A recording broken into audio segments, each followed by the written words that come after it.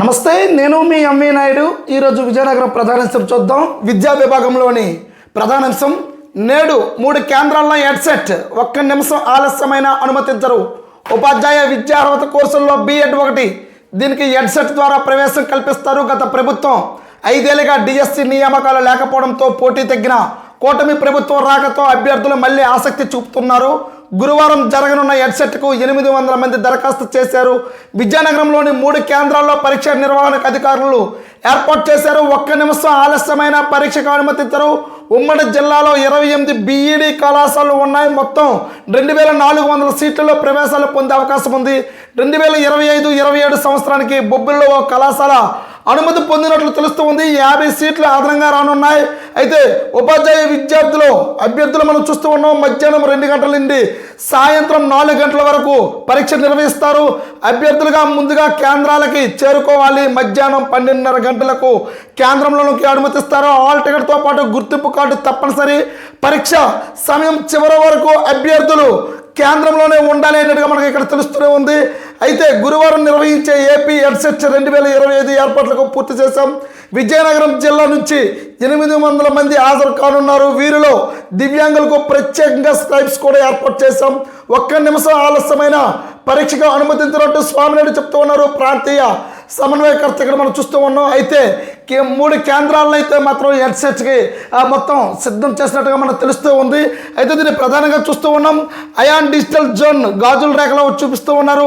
ఎంవిజేలో engineer కళాశాల 150, లెండి institute of engineering టెక్నాలజీలో 150 పరీక్షా కేంద్రాలుగా వారి అభ్యర్థులు అయితే ఇక్కడ కేటాయించినట్టుగా మనకు తెలుస్తూ ఉంది.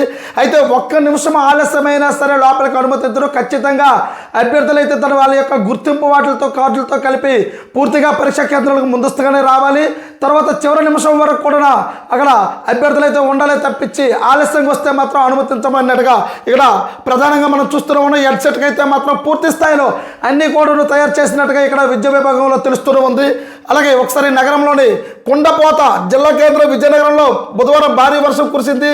వీధులు, రోడ్లు, కాలనీలు జలమలయ్యాయి. నగరపాలక సంస్థ కార్యాలయం ఆవరణ చెరువును తలపిస్తూ ఉంది. అయితే ఇక్కడ మనం చూస్తూ ఉన్నాం. విజయనగరంలోని పూర్తిగా నగరపాలక సంస్థ అయితే మాత్రం చెరువుగా ఇక్కడ కనిపిస్తున్న దృశ్యం అయితే మనం చూస్తున్నాం. చిన్నపాటి వర్షాలకే పూర్తిగా ఇక్కడ ఇంత వర్షం పడితే రాబోతున్న రోజుల్లో ఏ విధంగా ఉంటాయి అన్నట్టుగా ఇక్కడ మనం తెలుస్తూనే ఉంది. అలాగే విజయనగరం జిల్లాలోని వంగరలోని మడ్డు వలస ప్రధానాంశం ఒకసారి చూద్దాం. పునరావాసం కష్టాలతో సాగసమన్నట్టు ఇక్కడ ప్రధానంగా పార్వతీపురం వంగరలోని ప్రధానాంశం. విజయనగరం జిల్లా మండలంలోని సువర్ణముఖి, వేగావతి నదులపై మడ్డువలస వద్ద జలాశయం నిర్మాణానికి 2 దశాబ్దాల కిందట ప్రభుత్వం ప్రణాళిక వేసింది. 2022లో అప్పటి ముఖ్యమంత్రి చంద్రబాబు నాయుడు ప్రాజెక్టును జాతికి అంకితం చేశారు. దీనివల్ల 2 జిల్లాల పరిధిలో 87 గ్రామాలకు చెందిన 24 ఎకరాలకు సాగునీరు అందింది. వంగర మండలం, పట్టువర్ధనం, గీతనాపల్లి, నరేంద్రపురం, వివిఆర్పేట, కొత్తపేట, చిన్నదేవకవాడ, బలిజిపేట మండలం, నూకలవాడ గ్రామాలకు పాక్షికంగా ముంపునికి గురవుతున్నట్లుగా అప్పట్లో గుర్తించారు. ముంపు కారణంగా జీవనోపాధి, నివాసం కోల్పోయిన వారిని పరిహారానికి అంచనాలు తయారు చేశారు. పనులు పూర్తి కాకముందే 2489 ఎకరాలకు పరిహారం చెల్లించారు. పునరావాసంతో పాటు పశువుల శాలలు, రవాణా, జీవన భృతి, ఇల్లు నిర్మాణానికి 27.13 కోట్లు మంజూరు చేశారు. నిర్వాసితుల పునరావాసానికి 2372 కుటుంబాలకు వివిధ ప్రాంతాల్లో 118.60 ఎకరాల భూములు గుర్తించారు. వచ్చిన నిధులు చాలవని అధికారులు 9500 నుంచి 11000 చొప్పున సుమారు 19 కోట్ల ఆయా కుటుంబాలకి సర్దుబాటు చేశారు. అప్పటికే స్థలాలు విలువగా ఎక్కువగా ఉండడంతో చాలా మంది ముంపు గ్రామాల్లోనే ఉండిపోయినట్టుగా మనం ఇక్కడ చూస్తూ ఉన్నాం. నిత్యం కూడా అవస్థలే పడుతూ ఉన్నారు. 20 ఏళ్ళుగా కలగానే సాకారం అలా నిలిచిపోయింది. నిధులిచ్చి ఆదుకోండినట్టు పట్టువర్ధన గ్రామంలోని కుటుంబాలకు బాగంపేట, పట్టువర్ధన గ్రామాల మధ్య 30.75 ఎకరాల స్థల సేకరణకు 2008లో అప్పటి ప్రభుత్వం జీవో ఇచ్చింది. ఆ మేరకే 2009లో శ్రీకాకుళం కలెక్టర్ నిధులు విడుదల చేశారు. అధికారులు వినియోగించకపోవడంతో కోర్టును ఆశ్రయించాం. జీవో 741 ప్రకారం గ్రామస్తులకు పునరావాసం, మౌలిక సదుపాయాలు 3 నెలల్లో కల్పించాలని హైకోర్టు ఆదేశించింది. అయినా అధికారులు స్పందించలేదు. దీనిపై సీఎం దృష్టికి తీసుకెళ్తాం. ఆ స్థలంలో పునరావాసం కల్పించాలని లేదా గ్రామంలో నిరుపయోగంగా ఉన్న ఇళ్లను మరమ్మతులకు నిధులు ఇవ్వాలని కోరాం. నది పొంగితే ఏ ప్రమాదం ముంచుకొస్తుందోనని భయపడుతూ ఉన్నట్టుగా నల్ల కాశీనాయుడు నిర్వాసితులు ఒకసారి సంఘనాయకుడు చెప్తూ ఉన్నారు. గ్రామం 3 వైపులా ప్రాజెక్టు నీరు ఉంది. దీంతో పాములు బెడద ఎక్కువైంది. వర్షాకాలం వస్తే నీరు గ్రామంలో చేరుతుంది. బిక్కుబిక్కుమంటూ కాలం వెల్లదిస్తూ ఉండడం, పునరావాసం లేదు. ఊరిలో మౌలిక వసతులు కల్పించాలంటూ గ్రామ పెద్ద ఇక్కడ పట్టువర్తనం పరశురామ నాయుడు ఇక్కడ చెప్తూ ఉన్నట్టుగా మనకు తెలుస్తూనే ఉంది. అయితే ఇక్కడ ప్రధానంగా ఇక్కడ పునరావాసం కష్టాల్లో సాగసం అన్నట్టు 20 ఏళ్ళుగా కలగానే సాకారం ముఖ్యమంత్రి దృష్టికి మడ్డువలస నిర్వాసితుల సమస్య కూడా ఇక్కడ తీసుకెళ్తున్నట్టుగా మనకు తెలుస్తూ ఉంది. అయితే ఇక్కడ ఏం చెప్తూ ఉన్నారు వీళ్ళ వంగరం మండలంలోని మడ్డువలస ప్రాజెక్టు నిర్వాసితుల ఆవేదన ఏంటంటే, మీరు భూములు ఇస్తే సువర్ణముఖి వేగావతి నదులపై భారీ జలాశయం నిర్మిస్తాం, 24,000 ఎకరాలకు సాగునీరు అందించి మీ ప్రాంతాన్ని సస్యశ్యామలు చేస్తాం, నిర్వాసితుల భూములకు ఇళ్లకు పరిహారం చెల్లిస్తామని పునరావాసం కల్పిస్తామని గత పాలకులు ప్రకటన చేశారు. తాత ముత్తాతల నుంచి జీవనాధారమైన భూములను త్యాగం చేశాం, ప్రయోజకమైన భావించాం, 2 దశాబ్దాలైంది, కోర్టు ఆదేశాలు బేఖాతరు చేశారు, ఇప్పటికే పునరావాసం కల్పించడం లేదు, ఆవేదన మిగిలింది, పర్యాసానికి గురి చేస్తూ ఉన్నారు, కూటమి ప్రభుత్వాన్ని ఆదుకోవాలన్నట్టు వంగర మండలంలోని ప్రాజెక్టు నిర్వాసితులు ఇక్కడ చెప్తూ ఉన్నారు. నిర్వాసిత గ్రామ పటవర్ధంలో 98% భూములు నీటిలో మునిగిపోయాయి. గ్రామానికి 100 అడుగుల దూరంలో ప్రాజెక్టు నీరు ఉంది. కుల వృత్తుల వారు ఎక్కువ. గ్రామంలోని 615 కుటుంబాలు కానీ 61 కుటుంబాల పునరావాసానికి 11,000 చొప్పున తీసుకున్నాయి. మిగతా వారంతా పునరావాసం కోసం ఆశగా ఎదురు చూస్తూ ఉన్నారు. ప్రస్తుతం ఉంటున్న గ్రామంలో మౌలిక సౌకర్యాలు కల్పన లేదు, కాలువలు లేవు, తాగునీటి బోర్లు పాడయ్యాయి. బాగంపేట సమీపంలోని గతంలో గుర్తించిన స్థలంలోనే పునరావాసం కల్పించాలని పలుమార్లు విన్నవించిన యంత్రాంగం స్పందించలేదు. తప్పని పరిస్థితుల్లో వారంతా హైకోర్టును ఆశ్రయించగా పునరావాసం కల్పించాలని ఆదేశించడంతో ప్రస్తుతం ఆ ప్రాంతంలో రహదారులు కాలువలు నిర్మించి చేతులు దులిపేస్తూ ఉన్నట్టుగా చూస్తూ ఉన్నాను. ఇది మడ్డువలస దగ్గర ఇక్కడ వంగరలోని పటువర్ధనం దగ్గర గ్రామం అలాగే ఉండిపోయింది. పునరావాసం కావాలని హైకోర్టుకి ఆశ్రయించడం జరిగింది. అధికారులు హైకోర్టు యొక్క వాళ్ళు ఇచ్చిన దిశ నిర్దేశాలను కూడా అధికారులు బేఖాతరు చేస్తున్నట్టు తెలుస్తుంది. కొంతమంది అయితే ఇక్కడ 24,000 ఎకరాలకు సాగునీరు అందుతుంది అనగానే కొన్ని 100 గ్రామాలు అక్కడ మొత్తం ప్రాజెక్టుకి సంబంధించిన ఊళ్ళో అయితే ఖాళీ చేస్తే, కానీ పట్టువర్ధంలో అయితే మాత్రం చాలామంది పునరావాసంకి అక్కడ ఇల్లును కట్టుకుని ఇల్లును వదలలేక మూడు పక్కల కూడా నీరు ఉన్నప్పటికీ కూడాను కనీసం వెళ్ళలేని పరిస్థితి. ఆ ఊరి మీద ఉన్న ప్రేమ అక్కడే కొంతమంది ముత్తాతల కాంచి ఉన్నాం, మేము తల్లిదండ్రుల కాంచి ఇప్పుడు మా పిల్లలు చాలామంది వెళ్ళిపోయారు, కానీ మేము ఈ గ్రామాన్ని మేము విడిచిపెట్టలేనని ఇప్పటికీ కూడా ఆ గ్రామంలో పట్టువర్ధంలోనే ఉండిపోయారు. అయితే మాకు పునరావాసం కల్పించిన కనీస మౌలిక సదుపాయాలు అవుపించండి. కూటమి ప్రభుత్వం వచ్చిన తర్వాత ఖచ్చితంగా గత పాలకులు అయితే మాత్రం గాలికి వదిలేశారు. ఎప్పటికైనా సరే కూటమి ప్రభుత్వానికి మేము విన్నవించుకుంటున్నాం, మాకు కనీస వసతులు కల్పించండి, మేము ఎక్కడికి వెళ్ళలేము, దిక్కులు వచ్చేతల స్థితిలో ఉన్నాం, మా యొక్క చేతి వృత్తులు కూడా ఇక్కడి నుంచే ఉన్నాం, మేము ఎక్కడికి వెళ్ళలేమనేట్టుగా అక్కడ నిర్వాసితులు అయితే మాత్రం బాధపడుతూ ఉన్నారు. కనీస మౌలిక సదుపాయాలు హైకోర్టు ఎప్పుడైతే ఆదేశాలు ఇవ్వడంతో చేతులు దులుపుకున్నారు, చిన్న చిన్న పనులు చేసి రోడ్లు వేసి చేశారు, కానీ తాగునీరు గురించి అయితే ఇబ్బందికరంగా ఉంది. కాబట్టి దయచేసి మా వైపు చూడండి. ఇప్పుడు కూటమి ప్రభుత్వం వచ్చిన తర్వాత ముఖ్యమంత్రి గారు మా పట్టువర్ధ గ్రామంలోనే మాకున్న కుటుంబాల్లోని కొంతమందికైనా సరే మీరు అధికారులకి నిర్దేశం చేయాలన్నట్టుగా ఇక్కడ వాపోతున్నట్టుగా ఇక్కడ తెలుస్తూ ఉంది.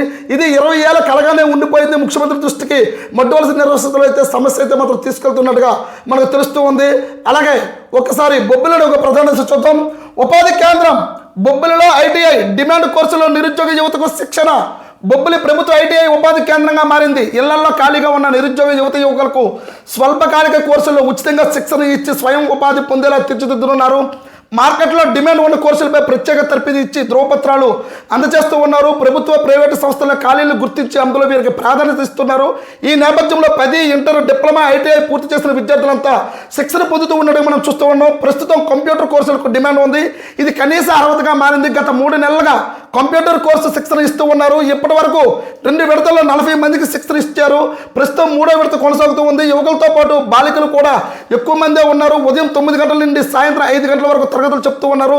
అంతా సౌర విద్యుత్ వైపే అడుగులు వేస్తున్న తరుణం ఇది. కేంద్ర రాష్ట్ర ప్రభుత్వాలు రాయితీలు ప్రకటించడంతో దాదాపు ప్రతి మిద్ది పైన సౌర పలకాలు కనిపిస్తూ ఉన్నాయి. వీటిలో ఉపాధి అవకాశాలు ఎక్కువగా ఉండడంతో యువతకి దీనిపై శిక్షణ ఇస్తూ ఉన్నారు. వారం రోజుల పాటు తరగతులు, మరో 4 రోజులు పలకల అమెరికా మరమ్మతులు ఎలా చేయాలో క్షేత్రస్థాయి తీసుకువెళ్ళి తర్ఫీదు ఇస్తున్నారు. 3 విడతల్లో 30 మందికి ఇంతవరకు శిక్షణ ఇచ్చారు. మరో 10 మందికి శిక్షణ పొందుతూ ఉన్నట్టుగా తెలుస్తుంది. మరో 3 కోర్సులకు శిక్షణ ఇచ్చేందుకు ప్రభుత్వం నుంచి ఐటీఐ సిబ్బందికి అనుమతులు వచ్చాయి. వ్యవసాయ రంగంలో డ్రోన్ల వినియోగం పెంచాలని ప్రభుత్వం నిర్ణయించుకుంది. ఈ నేపథ్యంలో డ్రోన్ల వాడకంపై శిక్షణ ఇచ్చేందుకు దస్త్రాలు సిద్ధం చేశారు. వాహన చోదకులు డిమాండ్ ఉంది. రోజుకు 1000 నుంచి 2000 సంపాదించే చోదకులు ఉన్నారు. అయితే ఇక్కడ ఇప్పటికే ఐటీఐలో కొత్త వాహనం కొనుగోలు చేశారు. దీనిపై శిక్షణ ఇవ్వాలని ప్రభుత్వం సూచించింది. అలాగే ఔత్సాహ మహిళలకు కుట్టు అల్లికలపై శిక్షణ ఇవ్వాలని నిర్దేశించింది. కొన్ని రోజుల్లో ఈ 3 కోర్సులు ప్రారంభం అవుతున్నట్టుగా మనకి ఇక్కడ తెలుస్తూ ఉంది. డిమాండ్ 1 కోర్సులపై యువతకు శిక్షణ ఇస్తూ ఉన్నాం. అంతేకాకుండా పలు పరిశ్రమలతో అనుసంధానమయ్యే ఐటీఐల్లో శిక్షణ పొందేవారికి ఉద్యోగ అవకాశాలు కల్పించేలా చర్యలు తీసుకుంటున్నాం. భవిష్యత్తులో మరిన్ని కోర్సులు ప్రవేశపెడుతూ ఉన్నాం. శిక్షణ తీసుకున్న ప్రతి ఒక్కరూ ఉద్యోగం అందుకునేలా ప్రణాళికలు తయారు చేసే ఐటీఐ ఉపాధి కేంద్రాలుగా తీర్చిదిద్దే రమణారావు ప్రిన్సిపల్ ప్రభుత్వ ఐటీఐ బొబ్బిలి. ఇక్కడ మనం చూస్తూ ఉన్నాం. యువతలకైతే మాత్రం యువకులకి కంప్యూటర్ శిక్షణ ఇస్తూ ఉన్నట్టుగా మనకు తెలుస్తుంది. ఉపాధి కేంద్రంగా బొబ్బిలి ఐటీఐ అయితే మాత్రం తయారవుతూ ఉంది. రాబోతున్న రోజుల్లో అయితే మాత్రం ఇప్పటికే చాలా వరకు అయితే ఉపాధి అవకాశాలు దొరుకుతూనే ఉన్నాయి. ఈ ఐటీఐలోని ఇక్కడ విద్యార్థులకి కంప్యూటర్ కోర్సే కాదు, అలాగే సోలార్ గురించనే కాదు, చాలా వరకు అయితే మాత్రం శిక్షణ ఇస్తూ ఉన్నారు. శిక్షణ ఇవ్వడమే కాదు, అనుసంధానమైన సంస్థలతో కూడా టైఅప్ అవుతూ ఉన్నాం. వాళ్ళకి ఉపాధి అవకాశాలు కూడా కల్పిస్తూ ఉన్నాం. ఇప్పుడు చాలా మంది యువకులు అయితే మాత్రము ఇప్పటికే ఇక్కడ ఐటీఐలో అయితే మాత్రం జాయిన్ అయ్యారు. ఇక్కడ శిక్షణ తీసుకున్నారు. శిక్షణ తీసిన అనేక సంస్థలు కూడా పనిచేస్తూ ఉన్నట్టుగా తెలుస్తుంది. అందులో సౌర విద్యుత్ అంటే ఇప్పుడు సోలార్ గురించి కూడా ప్రతి గ్రామంలో కూడా ఇప్పుడు ప్రతి ఒక్క పలకలు కూడా అమర్చడము, అలాగే తయారీ యొక్క చాలా సంస్థలతో టైఅప్ అవుతూ ఉన్నారు. కాబట్టి దీనికే కాదు, వ్యవసాయకు సంబంధించిన కూడాను డ్రోన్లకు సంబంధించి కూడా దీనికి శిక్షణ ఇస్తూ ఉన్నారు. దీని గురించి కూడాను వ్యవసాయకు సంబంధించి చాలామంది ఇక్కడ ట్రైనింగ్ తీసుకొని ఇక్కడ చాలామంది కూడా డ్రోన్ల విషయంలో కూడాను క్లియర్గా వాళ్ళకి మనం శిక్షణ ఇప్పించగలిగితే రాబోతున్న రోజుల్లో వీళ్ళ యొక్క ఉపాధి వేతనాలకు కానీ అవకాశాలకు కానీ టెక్నాలజీ కానీ అన్నింటిలో కూడా బొబ్బిలి ఐటీఐలు అయితే మాత్రము ఇక్కడ చాలామంది ఇక్కడ చాలామంది యువకులు వస్తూ ఉన్నారు. అలాగే బాలికలు కూడాను చాలామంది యువతలు కూడా వస్తూ ఉన్నారు. వాళ్ళకి కుట్టు మిషన్లు కూడా అక్కడ ట్రైనింగ్ ఇచ్చేసి వాళ్ళ కాళ్ళ మీద వాళ్ళు ఎవరి మీద కూడా ఆధారపడకుండా వాళ్ళ కాళ్ళ మీద వాళ్ళు నిలబడేటట్లుగా ఇక్కడ బొబ్బిలి ఐటీఐలు మాత్రం ప్రధానంగా ఇక్కడ కొనసాగుతున్నట్టుగా తెలుస్తున్నాం. చూస్తూ ఉండండి ఎంఈ న్యూస్. నేను మీ ఎంఈ నాయుడు.